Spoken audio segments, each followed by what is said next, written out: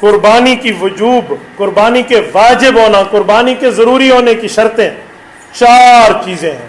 Number 1 بندہ مسلمان ہو، number 2 آزاد ہو، غلام نہ ہو، نمبر 3 صاحب نصاب ہو، میں نصاب بتاتا ہوں آگے، نمبر 4 وہ مقیم ہو، مسافر نہ ہو۔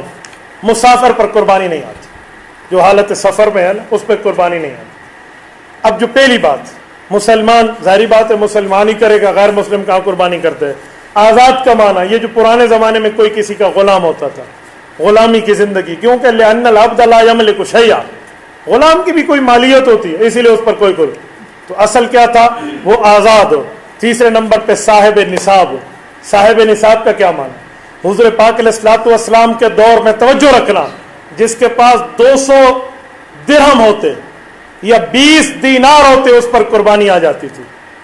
دینار اس زمانے میں چاندی کے ہوتے تھے، یہ کویتی دینار کاغذ کی طرح نہیں ہوتے تھے، اور درہم یہ دبئی کے کاغذ والے نہیں ہوتے تھے، بلکہ درہم چاندی کے ہوتے تھے، دینار سونے کے ہوتے تھے ساری۔ تو جس کے پاس 20 دینار ہوتے یا جس کے پاس 200 درہم ہوتے قربانی آ جاتی۔ اب ہم نے ان کو تولا ہے، 20 دینار کو تولیں تو 7.5 تولے سونا بنتا ہے، اور 200 درہم کو تولیں تو 52.5 تولا چاندی بنتی ہے۔ یہ جو لوگ کہتے ہیں نا آپ مولویوں نے 7.5 اور 52.5 تولے کہاں سے لیے، حدیث میں تو 7.5 52 کا لفظ نہیں ہے۔ اتنی بات تو ان کی ٹھیک ہے کہ حدیث میں 7.5 تولا اور 52.5 تولا کا لفظ نہیں ہے، لیکن جو حدیث پاک کا لفظ ہے نا وہ وزن میں برابر بنتا ہے، وزن میں برابر ہے۔ کیا وہ 200 درہم ہوتے تھے، اب 52.5 تولا چاندی اس کے برابر ہے۔ وہاں 200 دینار ہوتے تھے، 7.5 تولا سونا۔ کسی کے پاس صرف سونا ہے، کوئی چاندی کوئی مال نہیں ہے، تو جب تک سونا 7.5 تولا نہیں ہوگا قربانی نہیں آئے گی۔ صرف چاندی ہے، کوئی مال کوئی سونا کوئی اور کچھ نہیں ہے، جب تک 52.5 تولا چاندی نہیں ہوگی قربانی نہیں آئے گی۔ لیکن تیسری صورت جو ہر گھر میں ہے وہ کیا ہے، سونا اور چاندی ملا کر ہے، تھوڑا سونا ہے تھوڑا چاندی ہے، نہ وہ 7.5 ہے نہ وہ 52.5 ہے، تو جب 2 مل جائیں گے پھر کس کا اعتبار کریں گے؟ پھر ہم جب 2 نصاب مل جائیں گے ہم چاندی کا اعتبار کریں گے۔ اگر سونا چاندی ملا کر 52.5 تولے چاندی کی قیمت کے برابر، جو آج کے دور کا 80,000 سم تھنگ ہے، اس تک پہنچ گیا، اس پر قربانی واجب ہو گئی اگر دونوں ملا کر۔ اور اگر سونا چاندی نہیں ہے، مال ہے، تو مال کو دیکھا جائے گا کتنا مال ہے اور کتنا اس پہ قرض ہے۔ مثلاً ایک آدمی کے پاس 1,00,000 روپے ہے اور اس پر قرض 50,000 ہے، تو پیچھے بچا 50، 80,000 چاندی کا نصاب نہیں بنتا، اب اس پہ قربانی نہیں ہے۔ لیکن ایک آدمی ہے 1,00,000 روپے کا مالک ہے اور اس پر قرضہ ہے 10,000، پیچھے اس کا بچتا ہے 90,000، اس پر قربانی آ گئی ہے۔ اسی طرح کوئی بندہ ہے جس بندے کے پاس 10,00,000 روپے ہیں اور اس کے اوپر 9,00,000 قرض ہے، 1,00,000 پھر بھی بچتا ہے نا، تو قربانی پھر بھی آ گئی۔ ہم یہ دیکھیں گے قرض کو منہا کر کے نکال کے، اس کے بعد اس کے پاس مالیت کتنی بچتی ہے۔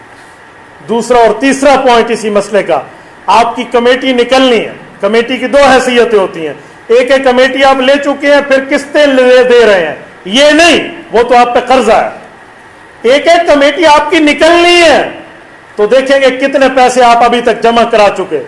10,000 آپ ہر مہینے دیتے ہیں، 1,20,000 کی کمیٹی ہے اور آپ 70,000 دے چکے ہو، 7 قسطیں، اور آپ کے پاس بھی 50,000 ہے، 70 اور 50 مل کے 1,00,000 سے اوپر گئے، قربانی آ گئی آپ پر۔ اسی طرح آپ کے پاس کچھ بھی نہیں ہے، لیکن کسی آدمی نے آپ کا قرضہ دینا ہے، قرض میں دیکھیں گے کتنا دینا ہے، مثلا 1,00,000 قرضہ دینا ہے اس نے، ابھی اس کے پاس ٹیڈی بھی نہیں ہے، لیکن اس کا 1,00,000 اس نے قرضہ دینا ہے، اس پر قربانی واجب ہے۔ یہ کسی سے قرض پکڑے یا کچھ بھی کرے قربانی کرے گا۔ اچھا، قرض کی بھی 2 قسمیں، ایک ہے دینا ہے، ایک ہے دیتا ہوں، وہ کہتے ہیں نن بشی سبا بشی، نا آج دوں گا اور کل دوں گا، اور نہ دے کھا جائے۔ تو قرض کی 2 قسمیں، ایک ہے ملنے کی امید ہے تو پھر آپ کے اوپر لازم ہے قربانی، ایک ہے وہ آپ کا پیسہ کھا گیا، وہ نہیں دیتا، وہ قابو ہو گیا ہے، اسے کہتے ہیں مال زمار، اس پر کوئی قربانی نہیں ہے، چاہے کروڑ روپیہ بھی کوئی آپ کا کھا گیا۔ جیسے مزاربت والے، ہم مظلوموں کے پیسے کھا گئے ہیں، ہمارے مجمع میں بھی کئی بیٹھے ہوئے ہیں، مزاربت والے ان کے پیسے کھا گئے ہیں، 2-2 لاکھ 4-4 لاکھ 5-5 لاکھ ہے، اب وہ دیتے بھی نہیں ہیں، ان کو امید ہی نہیں ہے کہ ملنا ہے نہیں ملنا، تو میں نے کہا بابا یہ مال ذمار ہے، ہمیں تو اس کی امید ہی نہیں ہے، لہذا کیا ہم نے اس کا لینا دینا؟ تو ایسا اگر معاملہ ہے تو پھر آپ پہ قربانی نہیں آئے گی۔ ذبح کون کرے؟ ذبح کے بارے میں دو باتیں ذہن میں رکھیں، مسلمان ہو یا اہل کتاب ہو، یہ دونوں ذبح کر سکتے ہیں۔ مسلمان تو سمجھتے ہیں، اہل کتاب کون ہے؟ جو 100% تورات پر ایمان رکھتا ہو اور 100% انجیل پر ایمان رکھتا ہو۔